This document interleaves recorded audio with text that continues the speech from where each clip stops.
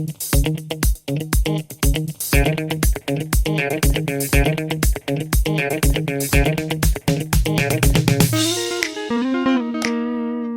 guys, welcome back.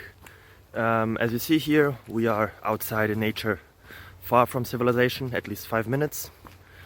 So, will I ever find back? I don't know. But I have some new questions here for you. So let's see if it helps you. Feel free to subscribe and ring on the bell or whatever it is. So enjoy. Bye bye.